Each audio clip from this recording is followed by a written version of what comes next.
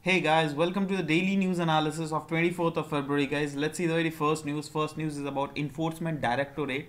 Actually, the news is that Enforcement Directorate is as of now is grappling with severe manpower crunch.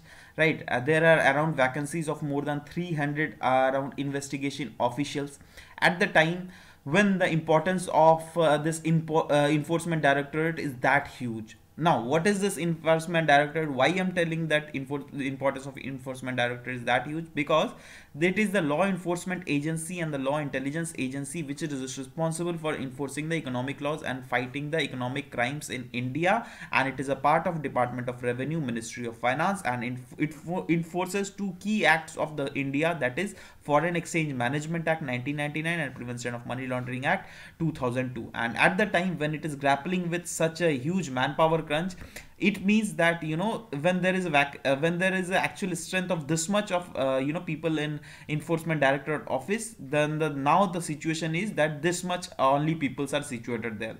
Means this much vacancy is there, means the work of this much people is being done by this whole people, right? So of course the pressure will be built over them, right? So that's why this was in news, right? Next news is about NITI Forum for Northeast. Union government has issued an order to set up of this NITI Forum for Northeast, just because with the aim, so that this NITI Forum for Northeast will identify the constraint in the Northeast region and recommend the suitable intervention for the speedy and sustainable growth in the Northeast region. Speedy, that means earlier also there were interventions, but the development over there is not that speedy, right? Also the growth must be sustainable, means it's not that the present generation also only get benefit of it and the future generation doesn't, right? It must be as such that the future generation should also get the benefit out of it, right? And it will also suggest the government to carry out the projects in an accelerated way, so that the projects must also be inclusive in nature. Now, why this inclusive word I'm amplifying here? Just because of the reason that Northeast is a constituency of different tribal peoples also, right?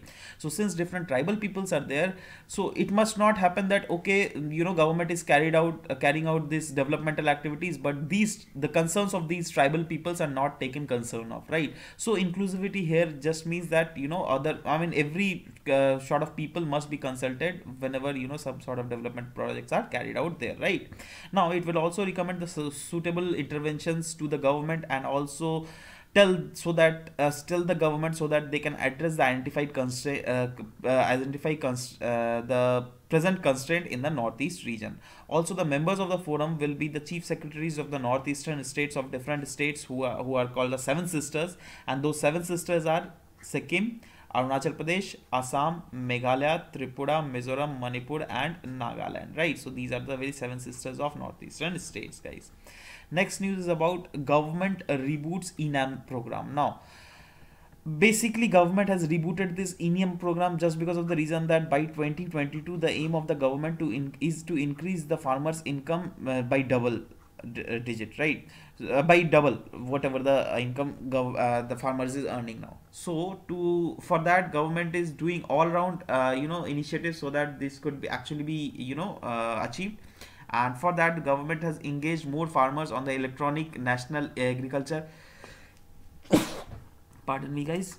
So yeah, for that, government has tried to engage more farmers on this platform so that government can get in a timely payment for the for the products whichever is being auctioned in this ENAM platform, right?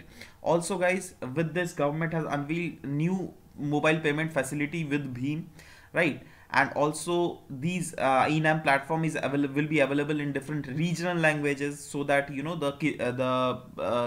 the farmers could also read that what it actually is, right? Now, ENAM has been strengthened with features like the management information system. Now, what MIS dashboard, that is management information system dashboard, will do, it will perform better analysis, just because of the reason with this MIS dashboard there will be quality data available with the government, so that government can analyze that data, and by analyzing that data, in future government can implement various new measures regarding it, right? So there will be gradual addition of more features to ENAM in order to make it robust and convenient for farmers to trade online, right?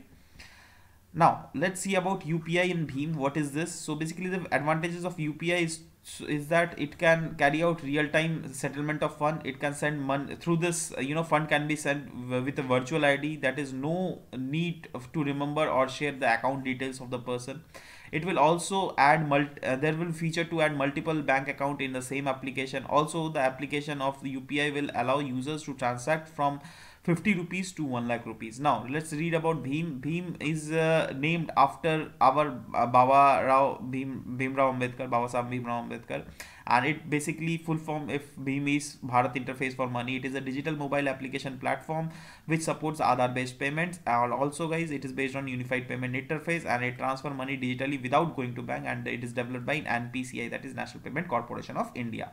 Next news about Indo-German MOU, that is India and German has signed a memorandum of agreement on technical cooperation under the Sustainable Urban Development Program and Smart Cities in India, because these are the programs which in future will be carried out in India. In fact, in now also it is being carried out in India, but we are not getting the actual technical support. So for getting technical support, we have signed this MOU with Indo-German, so that the Germany will do a technical support for 3 years, that is from 2018 to 2019 and 2020. 3 years will be support by us, and for 3 years technical support will be given by German authorities, and it is being said that it will develop and apply concepts for provisions of urban basic services and housing smart cities.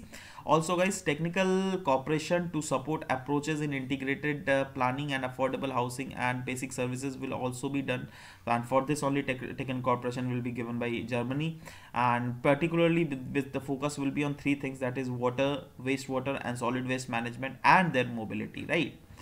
Next news about Consumer Protection Bill 2018, and it is going to replace the earlier act which is called Consumer Protection Act 1986, and since earlier act was having some sort of flaws, so those all flaws will be taken care of in this new bill, right? So this bill will cover the transaction, and that transaction will be both online and offline, and it will include teleshopping and also multi-level marketing under it, right? Definition of consumer right in the bill will exhaustively cover the right to be protected against the marketing of goods, products and services that are hazardous to life and property, and the focus on the right to be informed about the quality, quantity, potency, purity, standard and price of the goods, product and services, and the case may be so as to protect a consumer against unfair trade practices. Means the focus will be on the right of the consumer to be informed in the quality, quantity, potency, purity, standard and price of the goods, right? So that in future some sort of unfair trade practices would not be they might not come under this unfair trade practices. I'm talking about consumer here right now. And also guys, it has a provision of establishment of an executive agency which is called CCPA, that is Central Consumer Protection Authority, who will promote, protect and enforce the right of the consumers, and it will be also empowered to deal with the unfair trade practices and misleading advertisement that will be carried out. Next news is about State of World Human Rights Report, which is being done by Amnesty International. Right now, why was it a news? Because Indian authorities were openly critical to the human rights defenders in 2017, right? And it is said that the government is so much careless that there is occurring climate of hostility and violence against the human rights defenders, right, in India, right? So basically the criticism of India has been done. Now, what are the criticism that done? It is being said in this report is that repressive laws are being made in order to stifle the freedom of expression of the people, as well as journalists and press freedom is also somewhere that is freezed, right, in the present regime of Hindu nationalist government, that is BJP government, right? Next is several journalists and human rights defenders have also lost their lives in the recent times, as well as freedom of expression in universities has also been curtailed. Next is right of minorities across the Southeast Asia. Religious minorities across the Southeast Asia have faced attacks from violent mobs. The target here is Rohingya Muslims, right? Rohingya Muslims has faced violence mobs. In fact, the authorities, that is Myanmar authorities, have failed to protect them. Also, they have not hold the perpetrators accountable for the genocide that is being done against the Rohingya Muslims, right? Also, this is the case of South Asia overall, And in India also it is being said that due to the Hindu nationalist government, Islamophobia is also the in rise. Means hate against these Islamist people, that is Muslim peoples, is also in rise in India. And that is being pointed out by this report of Amnesty International. So guys, this was all about the today's news. We will meet in tomorrow's class. Till then, bye bye, take care. And one more thing guys, just follow the given Facebook page, right? If you will follow that in future, I'll be uploading there all the news whatever is in there, right? So just follow it, right? And we'll meet in Monday's class guys. Till then, bye bye, take care, and happy learning. Bye.